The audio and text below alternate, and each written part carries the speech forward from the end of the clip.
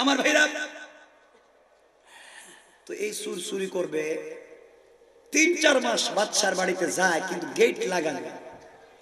হঠাৎ করে একদিন গিয়া দেখে গেট খোলা, ঢুকে পড়েছে। বাদশার বাড়িতে ঢুকে 1 বস্তা স্বর্ণ চুরি করেছে। স্বর্ণ চুরি করে যখন আসবে, আসার পথে দেখে গেট লাগানো। এখন তো মহাবিপদ।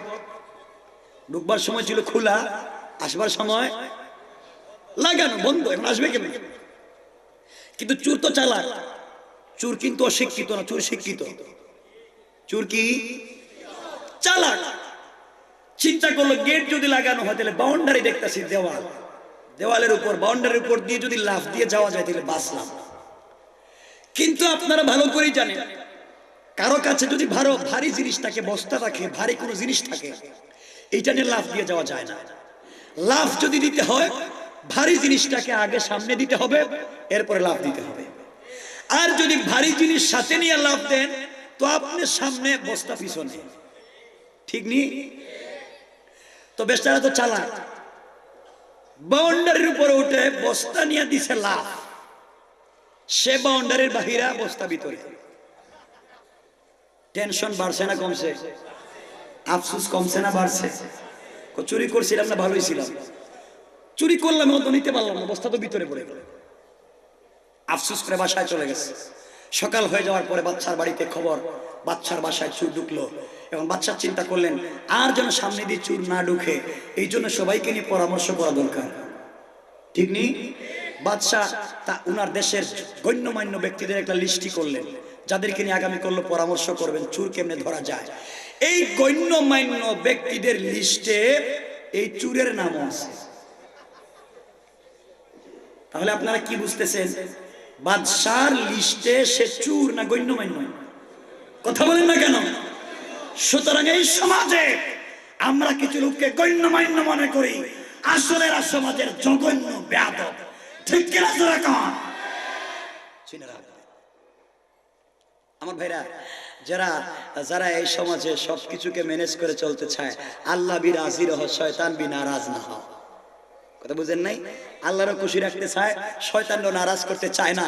এই সমাজে কিছু লোক আছে যারা প্রোগ্রাম করালে, তাফসীরুল কোরআন প্রোগ্রাম করালে, এটারে কেমনে বন্ধ করা যায় এই চিন্তা সারা দিন রাত কাটাইয়া দেয়। ঠিক নেই? আমার ভাইরা, সংক্ষেপ কথা, বাদশা যখন লিস্ট করলেন, সবাইকে নিয়ে পরামর্শে বসলেন কেমনে চোর ধরা যায়। তো একজন পরামর্শ বাদশাকে দিচ্ছেন। একজন বলতেছেন, বাদশা, আমার মন বলতেছে চোর আপনার বাসায় ঢুকেছিল ঠিকই, কিন্তু এখনো বের হতে পারে নাই, মনে হয় আপনার বাসায় আছে। মানে উনার মন মতো বলতেছে। আরেকজন বলতেছে, বাদশা, আমার মন বলতেছে চোর আপনার বাসায় এমনি এমনি ঢুকে নাই, আপনার বাসায় কারোর সাথে লিঙ্ক আছে। আসল চোর এখানে আসেনি। কথা বলেন না কেন? সে বলতেছে মনে মনে, ভাই তোমরা যত অভিজ্ঞতার কথা শেয়ার করো, চোর তো আমি নিজে, কেমনে ঢুকছি আর কেমনে বাইরে হইছি সব আমি জানি। ঠিক? তোমাদের কোনটাই মিলতেছে না। সবার শেষে এই বেচারার কাছে যখন আসছে যে আপনি একটু পরামর্শ দেন, সে তো চালাক, শিক্ষিত চোর, নিজেই চোর, সে পরামর্শ দিচ্ছে, দেখেন কেমনে। সে বলতেছে, বাদশা, আমার মন বলতেছে যেই দিন আপনার বাসায় চোর ঢুকেছিল, ওই সময় মনে হয় বাদশা আপনার বাসার গেট খোলা ছিল। বাচ্চাকে হতে পারে, গেট খোলা তো থাকতেই পারে। এরপরে কি? এরপরে চোর যখন চুরি করে বস্তা নিয়ে বের হতে গেল, তখন মনে হয় আপনার বাসার গেট লাগানো ছিল। কথা তো ঠিক আছে? বাচ্চা কথাও তো হতে পারে, বাস্তব কথা। এরপরে কি হইল? এরপরে চোর মনে করেছে গেট লাগানো কোন দিকে যাবে, তাই মনে হয় বাউন্ডারির উপর দিয়া, দেয়ালের উপর দিয়া লাফ দিয়ে চলে যেতে চাইল।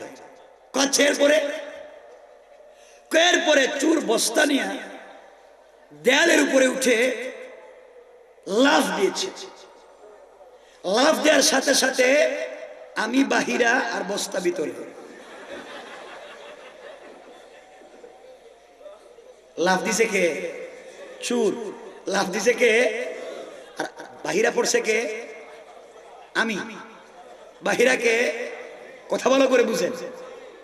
লাফ দিছে সুরে আর পড়ছি এতক্ষণ সুর সুর বলছে, এখন হ্যাঁ নিজেই ঠিক নি। বাদশাকে বুঝলাম না, এতক্ষণ চুর চুর, এখন কয় আমি।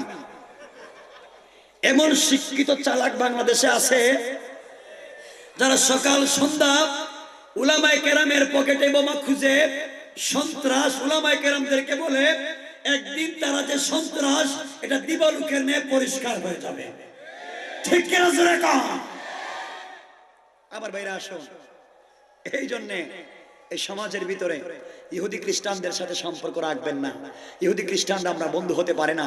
আপনি যত বড় বুজুর্গ হন না কেন, ছোট্ট একটা ঘটনা বলবো। শাইখুল হাদিস আল্লামা জাকারিয়া রাহমাতুল্লাহি আলাইহি ওনার গ্রন্থে নিয়ে এসেছেন ছোট্ট একটা ঘটনা, আপনাদের সামনে বলতে চাই। আমার ভাইরা, আপনারা যদি ইহুদি খ্রিস্টানদের সাথে একটা বিষয়ে সম্পর্ক রাখেন, আপনাকে জাহান্নামে যাওয়া লাগবে। আমার মুসলমান ভাইরা, শাইখুল হাদিস আল্লামা জাকারিয়া রাহমাতুল্লাহি আলাইহি একটা সুন্দর ঘটনা নিয়ে এসেছেন। আমার মুসলমান বন্ধুগণ, আল্লাহর একজন ওলি ছিলেন, ওনার বাড়ি ছিল সৌদি আরবের মক্কায়। আল্লাহর ওলি তাহাজ্জুদ গুজার ছিলেন। আল্লাহর ওলি সব সময় প্রত্যেকটা রজনীতে তাহাজ্জুদের নামাজ পড়তেন। হাজার হাজার ওনার হাদিসের ছাত্র আছে। আমার মুসলমান বন্ধুগণ, দুনিয়ার মানুষ ওনাকে আল্লাহর ওলি হিসাবে চিনে, সমস্ত মানুষ ওনাকে শ্রদ্ধা করে। আল্লাহর ওলি একদিন ইন্তেকাল করলেন। ইন্তেকাল করার পরে আপনারা জানেন, সৌদি আরবে যারা থাকেন, যারা যান হজ্জে, তারা অবশ্যই জানেন মক্কা এবং মদিনায় যাদেরকে কবর দেওয়া হয় 1-2 মাস পরে, 1-2 সপ্তাহ পরে কবর করে লাশের হাড়গুলোকে সাগরে ফেলে দেওয়া হয়, কবরকে খালি করে দেওয়া হয়। আমার ভাইরা, প্রশাসনের লোক চলে গেল, আল্লাহর ওলির কবর খনন করার জন্য চলে গেল।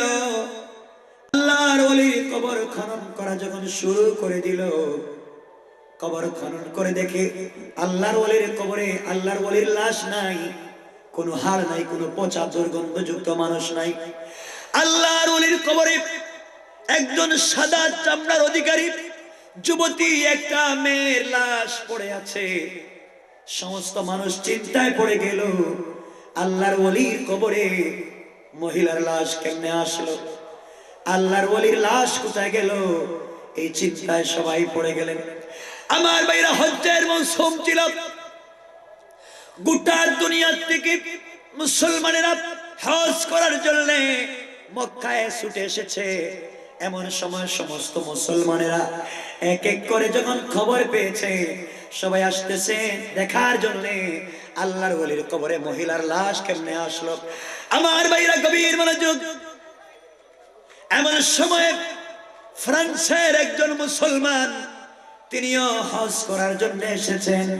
কৌতূহল বশত তিনিও আসলেন আল্লাহর ওলির কবর দেখার জন্য। আল্লাহর ওলির কবর দেখার জন্য ফ্রান্সের মুসলমান যখন এসেছে, এসে কবরের দিকে তাকায় দেখে কবরের ভিতরে যেই মেয়েটা, যেই যুবতী মেয়ের লাশ দেখা যায়, সেই মেয়েটা ওনার পূর্ব পরিচিত। আল্লাহর গোলাম ফ্রান্সের মুসলমান চিন্তায় পড়ে গেলেন, এই মেয়েটার লাশ এখানে আসলো কেমনে? ওই মেয়েটা একজন খ্রিস্টান, মেয়েটার বাড়ি হচ্ছে ফ্রান্সে। আমি ওই মেয়েটাকে 10 বছর টিচারি করিয়েছি, স্টুডেন্ট ছিল আমার, টিচিং দিয়েছি, পড়িয়েছি। ওই মেয়েটা আমার স্টুডেন্ট, তার লাশ কেমনে পবিত্র মক্কায় আসলো? সে তো একজন খ্রিস্টান, জিন্দেগিতে মুসলমান হয় নাই, তার লাশ কেমনে মক্কায় আসলো?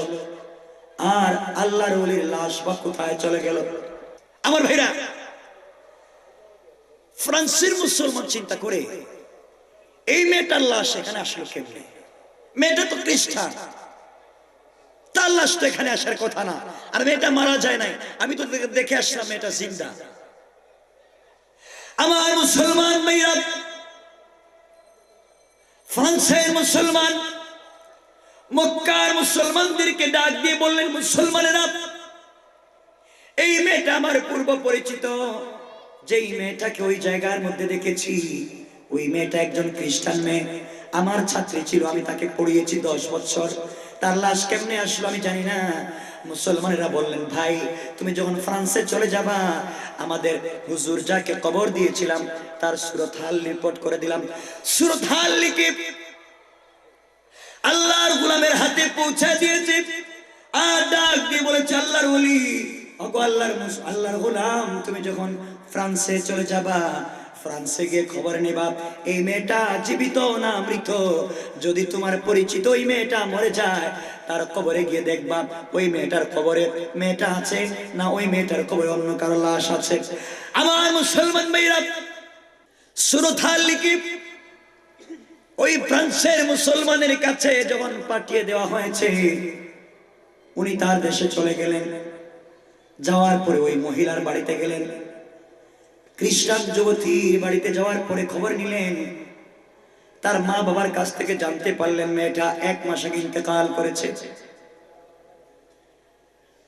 মেয়েটার মা বাবাকে বলতে লাগলেন, তোমাদের মেয়ের কবরটা আমি খনন করতে চাই, তোমাদের মেয়ের কবরের ভিতরে দেখতে চাই তোমাদের মেয়ে আছে না অন্য কেউ আছে, আমি দেখতে চাই। মেয়ের মা বাবা বলেছে, না না, আমরা আমাদের মেয়েকে কবরে মাদফন করেছি, মেয়ের কবরের ভিতরে কে আছে দেখতে চাই না, কারণ খ্রিস্টানেরাও আমাদের মতো কবর দেয়। আমার মুসলমান ভাইরা, অনেক পীড়াপিড়ির পরে প্রশাসন সহ আল্লাহর গোলাম মুসলমান যখন চলে গেলেন কবরের পারে, কবরটা খনন করা হলো। কবর খনন করার পরে কি আজীব ব্যাপার, কবরের ভিতরে ওই মেয়েটার লাশ নাই। যেই মেয়েটাকে 1 মাস আগে কবরের ভিতরে রাখা হয়েছে, ওই কবরের ভিতরে মেয়ের লাশ নাই। আমার মুসলমান ভাইরা, কবরের ভিতরে দবদবে সাদা একজন আল্লাহর ওলি মুসলমানের লাশ পড়ে আছে। ফ্রান্সের মুসলমান সূরত হালের সঙ্গে এই লাশের চিত্র মিলাইয়া দেখেন, ঠিক আছে। তিনি রিপোর্ট করলেন, মক্কায় পাঠিয়ে দিলেন। তিনি বললেন, আপনাদের আল্লাহর ওলির লাশ ফ্রান্সের গুরুস্থানে ওই যুবতীর কবরে পাওয়া গেছে। যে যুবতীর লাশটাকে আপনাদের আল্লাহর ওলির কবরের ভিতরে পাওয়া গেল। সমস্ত মক্কার মুসলমানেরা, উলামায়ে কেরাম চিন্তায় পড়ে গেলেন, ব্যাপার কি? একজন আল্লাহর ওলিকে কবরের ভিতরে মাদফুন করে দিলাম, আল্লাহর ওলির কবরে আল্লাহর ওলি নাই, তার লাশ কেমনে ফ্রান্সে চলে গেল? ফ্রান্সে খ্রিস্টান মেয়ের লাশটা কেমনে চলে আসলো? সবাই মিলে পরামর্শ করলেন, আল্লাহর ওলির স্ত্রীকে জিজ্ঞাসা করে লাগবে তার স্বামীর কোনো অন্যায় ছিল কিনা। সমস্ত উলামায়ে কেরাম ঐক্যবদ্ধ হয় আল্লাহর ওলির স্ত্রীর কাছে গিয়ে জিজ্ঞাসা করলেন, আম্মা জান, আপনি বলেন তো দেখি, আল্লাহর ওলি যাকে আমরা কবরে মাদফুন করেছি, আপনার স্বামীর কেমন কোয়ালিটি ছিল, চরিত্র কেমন ছিল? স্ত্রী ডাক দিয়ে বলতেছেন, মুসলমানেরা, আমার স্বামী তাহাজ্জুদওয়ালা ছিলেন, আমার স্বামী 5 ওয়াক্ত বা জামাত নামাজি ছিলেন, আমার স্বামী তাসবিহওয়ালা ছিলেন, আমার স্বামীর জীবনে এবং তার জবানে আল্লাহর জিকির ছিল, এতে সন্দেহ নাই। আমার স্বামী তাহাজ্জুদওয়ালা ছিলেন, এতে সন্দেহ নাই। কিন্তু আমার স্বামীর জীবনে একটা ভুল ছিল। গভীর মনোযোগ দিয়ে শুনেন রে মুসলমানেরা। স্ত্রী ডাক দিয়ে বলতেছে, ও মুসলমানেরা, আমার স্বামীর একটা মাত্র ভুল ছিল।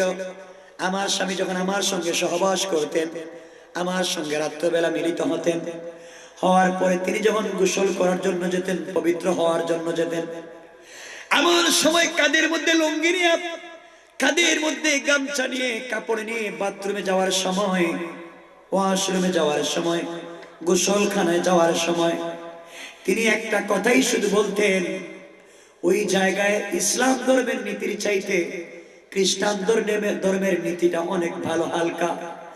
খ্রিস্টান ধর্মের নীতি হলো, যেই জায়গায় নাপাকি লেগেছে ওই জায়গায় দৌত করে নিলে পবিত্র হয়ে যায়, গোসলের প্রয়োজন হয় না। আর মুসলমান ধর্মে পুরাটা বডি দৌত করতে হয়, গোসল করতে হয়। ঠান্ডার দিনে অনেক কষ্ট হয়। এই জায়গায় ইসলাম ধর্মের নীতিটা অনেক কঠিন, খ্রিস্টান ধর্মের নীতিটা একটু হালকা। আমার স্বামীর জবানে শুধু এই কথা বলতেন, এরপরে তিনি গোসল বন্ধ করে দিতেন না, বরং তিনি গোসল করতেন সন্দেহ নাই, বাথরুমে গিয়ে গোসল করতেন, কিন্তু তার জবানে ওই একটাই কথা বলতেন, আর তার জীবনে কোনো ভুল ছিল না। এমন সময় মক্কার সমস্ত মুফতিয়ানে কেরাম ঐক্যবদ্ধ হয় ফতোয়া দিলেন, আল্লাহর ওলি তার জীবনে খ্রিস্টানদের একটা নীতিকে পছন্দ করবার কারণে আমার আল্লাহ তাকে অপছন্দ করে তার লাশটাকে খ্রিস্টান যাদেরকে পছন্দ করেছে তাদের গুরুস্থানে পাঠিয়ে দিয়েছে। আর ওই মেয়েটা কোনোভাবে কোনোদিন হয়তো মুসলমানদের কোনো কাজকে পছন্দ করেছে, এই জন্য আমার আল্লাহ ওই মেয়েটাকে পছন্দ করে মক্কায় তার লাশ পাঠিয়ে দিয়েছে। কথাকে বুঝতে পেরেছেন আপনারা আমার? এই জন্য খ্রিস্টানদের সাথে আমাদের কোনোভাবে কোনো সম্পর্ক হতে, কথা বলেন হতে, আরো জোরে এখন হতে। আমার ভাইরা, আজকে গোটা দুনিয়া নির্যাতিত, নিপীড়িত। আপনারা কেউ মসজিদে 5 ওয়াক্ত নামাজ পড়ে জান্নাতে যাওয়ার চিন্তা করতেছেন, কেউ তাহাজ্জুদ পড়ে জান্নাতে যাওয়ার চিন্তা করতেছেন। মনে রাখবেন, এই কাজের জন্য আল্লাহ আমাদেরকে পাঠান নাই, শুধু আমাদেরকে দিয়েছেন গোটা উম্মতের দায়িত্ব দিয়ে। ঠিক কি না? আমার ভাইরা, আজকে গোটা দুনিয়া নির্যাতিত, নিপীড়িত। আর শুনে রাখবেন মুসলমানেরা, আমরা আজকে যদি প্যালেস্টাইন রক্ষা করতে না পারি, আমরা যদি আজকে বাইতুল মুকাদ্দাস ইহুদিদের হাত থেকে রক্ষা করতে না পারি, আমরা পবিত্র মক্কা মদিনা রক্ষা করতে পারবো না। ঠিক কিনা? জোরে আওয়াজ করে বলেন, ঠিক কিনা? জোরে কোন? এই জন্য পবিত্র মক্কা মদিনা রক্ষা করতে হলে আমাদেরকে বাইতুল মুকাদ্দাস রক্ষা করতে হবে। আমাদের বাংলাদেশের মাননীয় প্রাইম মিনিস্টার উনি ঘোষণা দিয়েছেন গোটা দুনিয়ার মুসলিম নেতাদেরকে ঐক্যবদ্ধ হওয়ার এবং ইসরায়েলের বিরুদ্ধে রুখে দাঁড়াবার। আমার ভাইরা, আমার মুসলমান বন্ধুগণ, আমরা আল্লাহর জমিনে বসে এই কথা কোরআন নিয়ে শপথ করে বলতে পারি, যদি বাইতুল মুকাদ্দাস আল্লাহর সেই পবিত্র ঘর রক্ষা করবার জন্য গোটা দুনিয়া থেকে মুজাহিদ বাহিনী গঠন করা হয়, গোটা দুনিয়ার প্রত্যেকটা দেশ থেকে মুজাহিদ বাহিনী প্রেরণ করা হয় বাইতুল মুকাদ্দাস রক্ষা করার জন্য, আমরা বাংলাদেশ থেকে 10 লক্ষ যুবক প্রস্তুত আছি, ইনশাআল্লাহ জীবন দিব বাইতুল মুকাদ্দাস রক্ষা করতে চাই। ঠিক কিনা? আওয়াজ করে বলেন।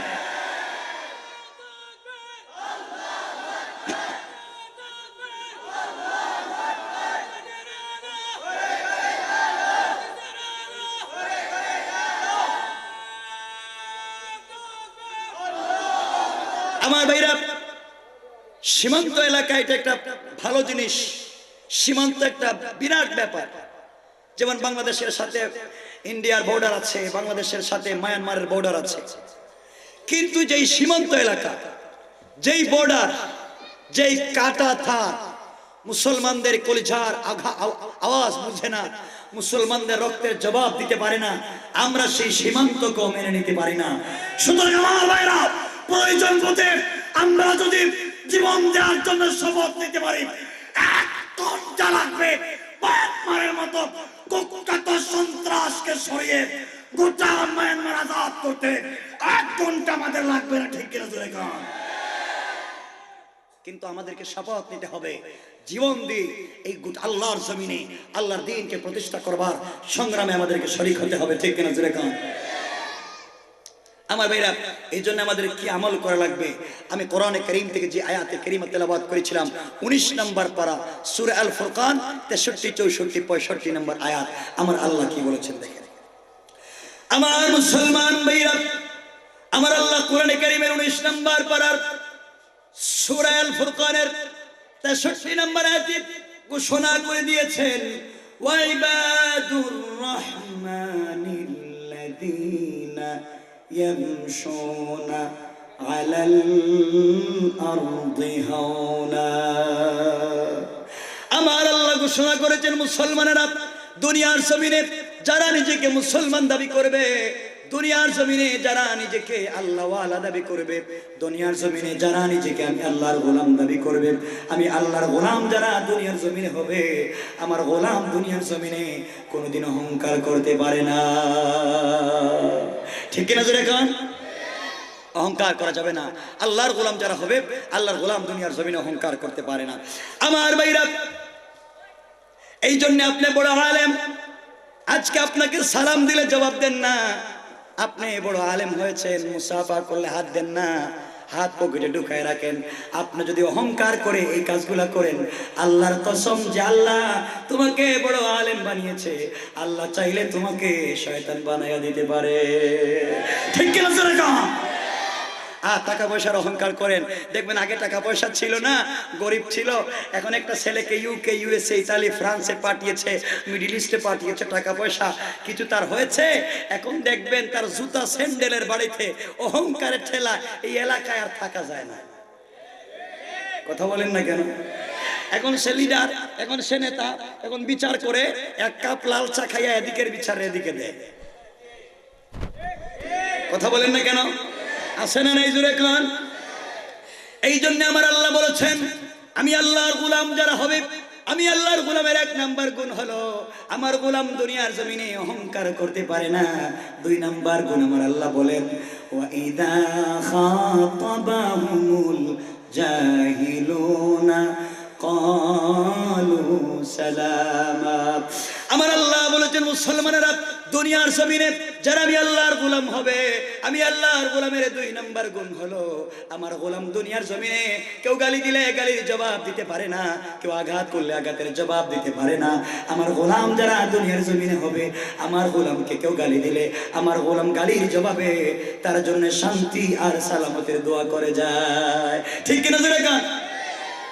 3 নাম্বার গুণ আমার আল্লাহ বলেছেন, والذين يبيتون لربهم سجدا وقياما। আমার আল্লাহ বলেছেন 3 নাম্বার গুণ হলো আমার গোলাম যারা হবে তারা আমি আল্লাহর পায়ে রুকু করবে, আমি আল্লাহর পায়ে সিজদা করবে। সুতরাং দুনিয়ার জমিনে যারা পীরের পায়ে সিজদা করে, মাজারে গিয়ে সিজদা করে, আল্লাহর কসম তারা আল্লাহর গোলাম হতে পারে না। ঠিক কিনা জোরে গান? সুতরাং আপনারা যারা শাহজালালের মাজারে গিয়ে সেজদা করেন, শাহ কোরআনের মাজারে গিয়ে সেজদা করেন আর টাকা দেন, আল্লাহ বলেছেন আমার পায়ে সেজদা করে যারা আমার গোলাম, আমার পা ছাড়া গায়রুল্লাহর পায়ে যারা সেজদা করে এরা শয়তানের গোলাম। ঠিক কিনা জোরে কন? সুতরাং কোন পীরের পায়ে সেজদা করা যাবে না। কোন পীর যদি পা দেয় সেজদা করার জন্য, এর পায়ের চামড়া আস্তে আস্তে উঠে দিবেন থাবড়াইয়া। ঠিক কিনা জোরে কন? সুতরাং বাংলাদেশে যত বাবা আছে, তালা বাবা, সালা বাবা, ল্যাংটা বাবা, আউলা জাউলা বাবা, দের বেটারি বাবা, প্রস্রাব করতে বসলে পায়খানা করে দিয়ে পূর্ব দিকে তাকাইলে পশ্চিম দিকে দেখে। দেওয়ানবাগি, রাজারবাগি, আটরশি, জাকের মঞ্জিল, মাইজ ভান্ডার, সবগুলা ভণ্ড, সবগুলা বেয়াদব, সবগুলা একবারে নিকৃষ্ট জাতি। এদের সাথে ইসলামের ন্যূনতম কোনো সম্পর্ক নাই। ঠিক কিনা আওয়াজ করে জোরে বলেন? ওদের সাথে ইসলামের কোনো সম্পর্ক নাই। আমার ভাইরা, কেমনে সম্পর্ক নাই একটা উদাহরণ দিলে আপনারা বুঝতে পারবেন। আমার ভাইরা, দেওয়ানবাগের পীর সাহেব একটা বই লিখেছেন, বইয়ের নাম দিয়েছেন আল্লাহ কোন পথে। হে জানেন আল্লাহ কোন পথে? কথাগুলো মনোযোগ দিয়ে শুনেন। আল্লাহ কোন পথে, এই বইয়ের ভিতরে তিনি লিখেছেন, একদিন তিনি সুন্দর মনোরম একটা বাগান দিয়ে হেঁটে যাচ্ছেন। তো হাঁটেন, আমাদের আপত্তি নেই। আপত্তি আছে আপনাদের? সুন্দর বাগান দিয়ে আপনি হাঁটবেন, আমাদের আপত্তি নেই, হাঁটেন। উনি হাঁটতে হাঁটতে হাঁটতে হাঁটতে একটা বাগানের মধ্যখানে গিয়ে দেখেন, বাগানের মধ্যখানে একটা ডাস্টবিনের মধ্যে আমাদের নবী, বিশ্ব নবী মরে পচে দুর্গন্ধযুক্ত হয়ে পড়ে আছে। আর একটু জোরে কোন নাউজুবিল্লাহ। এটা কোন মুসলমান বলতে পারে? কথা বল, মুসলমান বলতে পারে? সে নাকি আবার ফাতিমার জামাই। 1450 বছর আগে ইন্তেকাল করছে ফাতিমা, আর হে কোনো জিন্দা বাংলাদেশে। আচ্ছা, পাগল ছাগল হইলে তো একটু সিস্টেমে হওয়া দরকার। মাথার এর মনে তার মার সব সিটটা সব নেগেটিভ পজিটিভ এক লাইনে চলে গেছে। ঠিক নেই? এমন আজগবি কথা কেন? সে যখন দেখেছে বিশ্বনবী মুর্দা, তখন তার শরীরে ছিল একটা সবুজ চাদর। এই চাদর দিয়া রসুলের উপরে আঘাত করেছে। আঘাত করার পরে বিশ্বনবী জিন্দা হয়ে গেছে। জোরে কোন নাউজুবিল্লাহ। আচ্ছা, কাউকে জিন্দা করা, কাউকে মারা, মৃত করা, জীবিত করা কার কাজ? আওয়াজ করে বলেন কার? উনি যদি রসুলকে জিন্দা করে, আল্লাহর কাজটা উনি করেছে, মানে এর অর্থ হচ্ছে আল্লাহ যা পারেন সে নিজেও পারে। জোরে কোন নাউজুবিল্লাহ। সে শিরিক করলো, কুফরি করলো, এগুলা করার পরে হে পিশাচ। কথা বলেন, মনে রাখবেন, স্বপ্নের সামনে যায়। এরপরে বিশ্বনবী জিন্দা হয়ে বললেন, বাবা তুমি আমাকে জিন্দা করেছো, এই জন্য আমি তোমার উপরে সন্তুষ্ট, এই জন্য তুমি ইসলাম ধর্মের আজকের থেকে দ্বিতীয় প্রবর্তক, মানে তুমি আমার পরে নবী। জোরে কোন নাউজুবিল্লাহ। আল্লাহ এই কথা শুনে ডাইরেক্ট টেলিফোন করছে। তো আল্লাহ কোন মোবাইল চালায় আমি জানি না, আপনারা জানেন হয়তো। কোন কোম্পানি চালায় আমি জানি না, আপনারা জানতে পারেন। ও জানে। আল্লাহ ডাইরেক্ট টেলিফোন করে বলেছেন, বাবা আপনি আমার নবীকে জিন্দা করেছেন, যেই কাজ আমি পারি না, সুতরাং আপনার কোনোদিন হজ করা লাগবে না। আচ্ছা, কাবাগর পবিত্র না অপবিত্র? সবাই আওয়াজ করে বলেন, আরো জোরে বলেন। আল্লাহ যদি কাউকে কাবাগরে যেতে নিষেধ করেন, তাহলে সে পবিত্র না অপবিত্র? জোরে গান। অপবিত্র কোন মানুষকে আল্লাহ কাবাগরে যেতে বলবেন না। সুতরাং হে যে একটা আস্থা অপবিত্র না, যা এই জন্য আল্লাহ নিষেধ করেছে। ঠিক না? জোরে গান। মানলাম। আল্লাহ বলেছেন তোমার জিন্দগিতে হজ করা লাগবে না। হজ করার যদি প্রয়োজন হয় তুমি আমাকে বলবা, আমি কাবাগরটাকে তোমার ঢাকার বাবে রহমতে পাঠাইয়া দেব। আচ্ছা, বিশ্বনবীর জন্য কাবাগর গেল না মক্কা থেকে মদিনা, তার জন্য আসছে ঢাকায়। কত বড় বাটফার চিন্তা করে। স্বপ্ন এখানে রাখলাম, এখন আমরা স্বপ্নের ব্যাখ্যা দিই। পৃথিবীতে স্বপ্নের শ্রেষ্ঠ ব্যাখ্যাকারী আল্লামা ইমাম ইবনে সিরিন রাহমাতুল্লাহ আলাইহি, ওনার অমর গ্রন্থ তাবিরুর রুইয়া নামক কিতাবে লিখেছেন, কেউ যদি রসুলকে স্বপ্নে দেখে রসুল জিন্দা, মনে করবেন তার ঈমানও জিন্দা। সুবহানাল্লাহ পড়েন। আর কেউ যদি স্বপ্নে দেখে রসুল মুর্দা, মনে করবেন তার ভিতরে ঈমান থাকা তো দূরের কথা, ওটা কাফের। ঠিক না? জোরে কান। তাহলে দেওয়ানবাগী রসুলরে জিন্দা দেখছে না মুর্দা দেখছে? কথা বলেন। তাহলে সে কি? আওয়াজ করে বলেন, আরো জোরে বলেন, আওয়াজ করে বলেন, দেওয়ানবাগী কাফের, দেওয়ানবাগী কাফের, দেওয়ানবাগী কাফের। যারা কাফের বলবেন ওরাও কাফের। ঠিক কিনা? জোরে কান। পরিষ্কার কথা, সে কাফের। কার সন্দেহ আছে? থাকলে দাঁড়ান, আমি প্রশ্নের জবাব দিন। থাকলে দাঁড়ান, যে কাফের না মুসলমান, দাঁড়ান, আমি প্রশ্নের জবাব দিয়ে যাই। আছেন কেউ? নাই। সুতরাং সে কাফের। আমার মুসলমান ভাইরা, এই জন্য আল্লাহ রাব্বুল ইজ্জত ওয়াল জালাল বলেছেন, আমি আল্লাহর গোলাম যারা হবে তাদের 3 নাম্বার গুণ হলো রুকু। আমি আল্লাহর পায়ে, সেজদা আমি আল্লাহর পায়ে। কোন পীরের পায়ে সেজদা করা যাবে না, পীরের পায়ে রুকু করা যাবে না, মাজারে গিয়ে সেজদা করা যাবে না। 4 নাম্বার গুণ আমার আল্লাহ বলেছেন, ওয়াল্লাযীনা ইয়াকুলুনা রাব্বানা সরিফ আন্না আযাবা জাহান্নাম ইন্না আযাবাহা কানা গারামা। আমার আল্লাহ বলেছেন, মুসলমানেরা দুনিয়ার জমিনে যারা আমি আল্লাহর গোলাম হবে, আমি আল্লাহর গোলামের 4 নাম্বার গুণ হলো সাকারাত শুরু হয়ে যাওয়ার আগে, গারগারা শুরু হয়ে যাওয়ার আগে আমার গোলাম গভীর রজনীতে ঘুম থেকে উঠে চোখের পানি যখন ছেড়ে দেবে, আমি আল্লাহ রাব্বুল ইজ্জত ওয়াল জালাল আমার গোলামের চোখের পানিগুলোকে সংরক্ষণ করে রেখে দিলাম। কিয়ামতের কঠিন ময়দানে তার চোখের পানির দ্বারা তার জন্য জাহান্নাম হারাম করে দিয়া আমি আল্লাহ জান্নাত ওয়াজিব করে দিলাম। 4 গুণ আমার আল্লাহ কোরআনে কারিমে বলেছেন। আরো 4টা গুণ বিশ্ব নবী আমার তেলাওয়াতকৃত হাদিসে বলেছেন। আমি যে হাদিসটা পড়েছি তাবরানীর হাদিস, আব্দুল্লাহ বিন সালাম রাদিয়াল্লাহু তাআলা আনহু বর্ণনা করেছেন, আমি খেজুর গাছের উপরে বসা ছিলাম। বিশ্ব নবী হিজরত করে যখন মদিনায় গেলেন মক্কা থেকে, আমার রাসূল 4টা ওয়াজ করলেন। বিশ্বনবী বললেন, হে বিশ্ববাসী, ইয়া আইয়ুহান নাস, হে বিশ্ববাসী, হে মদিনাবাসী, আমি 4টা গুণের কথা বললাম, তোমরা যদি আমার দেওয়া 4টা গুণ অর্জন করতে পারো, আমি বিশ্বনবী ওয়াদা দিলাম ইন্তেকাল করতে দেরি হবে, আমি বিশ্বনবীর হাত ধরে আল্লাহর তৈরি জান্নাতে যেতে তোমাদের দেরি হবে না। 4 গুণের মধ্যে 1 নাম্বার গুণ বিশ্বনবী বলেছেন, ইয়া আইয়ুহান নাস আফশুস সালাম। 1 নাম্বার গুণ হলো সালাম বিনিময় করা। 1 নাম্বার গুণ কি? সবাই জোরে কান। সালাম দেন তো আপনারা? দেননি? কেমনে দেন? এবার সালাম, আসসালামু আলাইকুম, আসসালামু আলাইকুম, এবার দেন না আপনারা? এটা সালাম না, এটা মস্কারা। এটা সালাম না, এটা হচ্ছে লিডারের মস্কারা, ফ্যাশন, ঠিক কিনা জোরে কান? কিছু লোক আছে দেখবেন, লিডার মানুষ, এলাকার মুরব্বী, আপনি মনে করে তারা সালাম দিলেন, আসসালামু আলাইকুম ওয়া রাহমাতুল্লাহ, সে জবাব না দিয়া জোরে কান। তোমার মুখে কি ঠাটা পড়ছে? ঠাটা মুখ দিয়া কইতে পারো, সালামের জবাব দিতে পারো না? আছে না নাই? সালামের জবাব। আরো কিছু লোক আছে, আপনি দিবেন আসসালামু আলাইকুম, আমি চিন্তা করলাম হাসে কেন? সে কয়, ভাই তুই আমারে সালাম দিলে কেমনে? আমি তো এই সিলেটের সব থেকে বড় বাট্টার, আমাকে দেখলে শয়তানি রাস্তা দিয়ে আসে না, তুই সালাম দিলে কেমনে?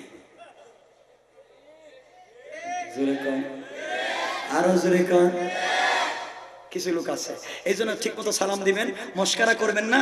বুখারীর হাদিস বলি, বুখারী জিলদে সানি, বাবু লা ইয়াকুলু ফুলান শহীদ, মিশকাত শরীফ বাবু তিব্বের রাকাত। রাসূল বলেছেন, মান শাতামানি ফাকাত কাফারা, যে আমাকে নিয়ে মস্কারা করলো, আমার সুন্নতকে মস্কারা করলো, সে কাফের।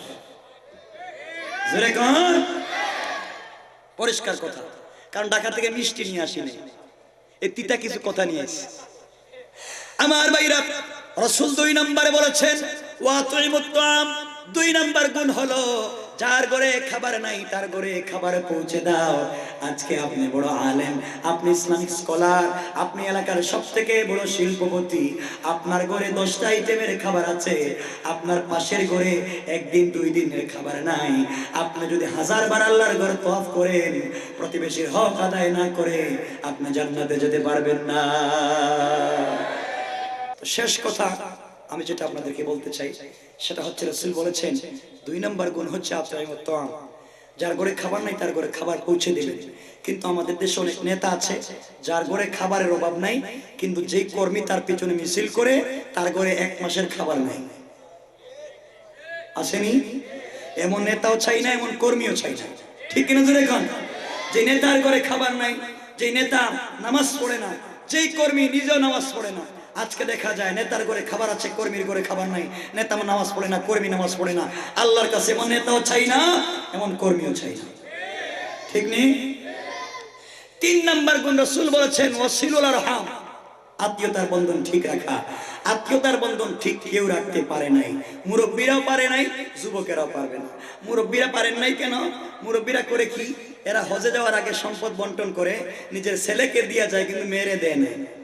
আর মেয়েকে যদি দেয় তাহলে কম দামি জায়গা দেয় মেয়েরে, আর বেশি দামি জায়গাটা দেয় ছেলেরে। তো আপনি তারতম্য করতে বলেছে কেটা? ঠিক নেই, এগুলা করবেন, এটা হারাম কাজ। আপনার স্থাবর সম্পত্তি পৃথিবীর যেই জায়গায় থাকবে, যেই জায়গায় ছেলে মালিক, ওই জায়গায় মেয়ে মালিক সমান। বন্টনের বেলায় ছেলে পাবে বেশি, মেয়ে পাবে কম, সেটা ভিন্ন আলোচনা। আর যুবক যারা আছে, এরা তো আজকাল আত্মীয়তার বন্ধন ঠিক রাখতে পারবে না। এই জন্য, কারণ যুবকেরা যতদিন বিয়ে শাদী করে নাই, ততদিন মা বাবার হক ঠিক মতো আদায় করে, মায়ের কাছে টাকা বিদেশ থেকে পাঠায়, বাবার খবর নেয়, মায়ের খবর নেয়, ভাই বোনের খবর নেয়। আর যেই দিন সে বিয়ে করলো, বিয়ে করার পর থেকে তার লাইফে তার বউ, তার শালি, তার শালা, তার শ্বশুর শাশুড়ি ছাড়া তার চোখে আর কিচ্ছু দেখে না, ঠিক কিনা দেখেন? তার লাইফে আর কিচ্ছু নাই। এখন দেখবেন বিদেশ থেকে শ্বশুর বাড়ি টাকা পাঠায়, আসেনি? মা বাপ ফোন দিলে দেয় না। শালি যদি ফোন দিয়ে বলে, দুলা ভাই আমার একটা আইফোন লাগবে, তো কয় যা, আগামীকালকে ফজরের আগে, মানে তুই প্রস্রাব করার আগে আইফোন 8 দিতেছিস।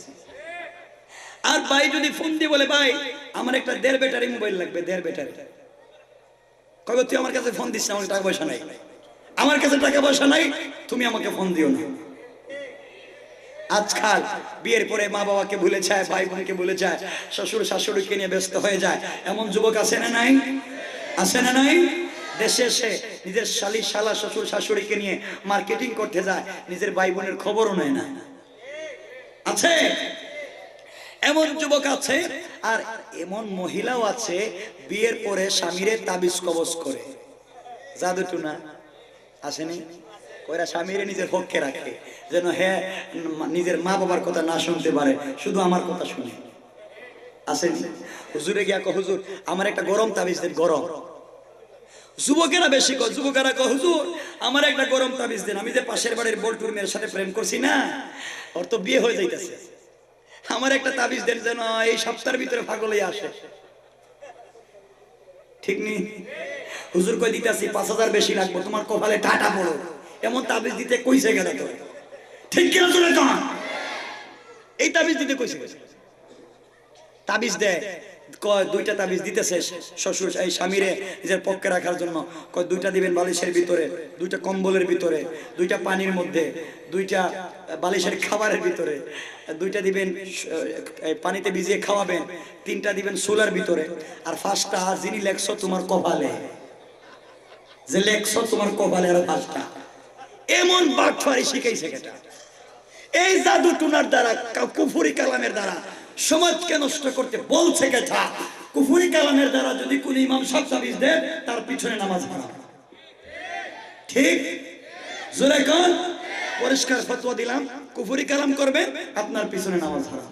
ফতোয়া দিলাম, কোরআনে কারীম সূরা নাম্বার 1 নাম্বার পারা 2 নাম্বার সূরা সূরাল বাকারার মধ্যখানে আল্লাহ বলেছেন ওয়াত্তাবাউ মা তাতলু শায়াতিনু আলা মুলকি সুলাইমান ওয়া মা কাফারা সুলাইমানু ওয়ালাকিন্না শায়াতিনা কাফারু ইউআল্লিমুনা আন-নাসা আস-সিহর। আল্লাহ ওই জায়গায় একবার ডাইরেক্ট না বলে দিয়েছে। কথা বুঝতে পেরেছেন? এই জন্য এগুলো করবেন না, এগুলো হারাম। সুতরাং আসুন, এটা হচ্ছে 3 নাম্বার গুণ। 4 নাম্বার রাসূল বলেছেন সাল্লু বিল্লাইলি ওয়ান নাসু নিয়াম, রাত্র গভীর হয়ে গেলে 2 রাকাত নামাজ পড়ে আল্লাহর সাথে সম্পর্ক করবেন।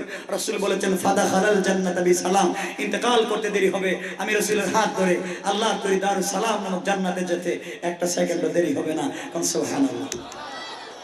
আমার মুসলমান ভাইরা, সুতরাং আল্লাহ রাব্বুল ইজ্জতুল জালাল কোরআনে কারীমে যে 4টা গুণের কথা বলেছেন, হাদিসে বিশ্বনবী যে 4টা গুণ বলেছেন, এই মোট 8টা গুণ অর্জন করে ইন্তেকালের পরে বিশ্বনবীর হাত ধরে আমরা যেন আল্লাহর তৈরি জান্নাতে যেতে পারি। আল্লাহ রাব্বুল ইজ্জতুল জালাল আমাদের সবাইকে কবুল করুক, সবাই বলেন আমিন। আমাদের এই ভাইরা যে এই সুন্দরী প্রোগ্রামের আয়োজন করেছে, এত সুন্দর একটা প্রোগ্রাম, আল্লাহ যেন এই প্রোগ্রামকে যুগ যুগ ধরে এখানে দাইম আর কায়েম রাখে, সবাই বলেন আমিন। বদরুল ভাই সহ যারা এই প্রোগ্রামের সাথে সংশ্লিষ্ট, আল্লাহ যেন সবার হায়াতের মধ্যে খাইরিয়াতের ফয়সালা করে, আর যারা ফিতনা ফাসাদ করে, যারা অন্যায় করে প্রোগ্রামগুলোকে বন্ধ করে দেয়, ষড়যন্ত্র করে, আল্লাহ যেন তাদেরকে হিদায়াত দেয়। হিদায়াত যদি না থাকে নমরুদ আর ফেরাউনের মতো যেন ধ্বংস করে দেয়। জোরে কোন আমিন। আল্লাহ আমাদের সবাইকে কবুল করুক, আগামীতে যেন আরো সুন্দর প্রোগ্রাম উপহার দেওয়ার তৌফিক দান করেন, আমিন। সুবহানা রাব্বিকা রাব্বিল ইজ্জাতি আম্মা ইয়াসিফুন ওয়া সালামুন আলাল মুরসালিন ওয়ালহামদুলিল্লাহি রাব্বিল আলামিন। আসসালামু আলাইকুম ওয়া রাহমাতুল্লাহি ওয়া বারাকাতুহু।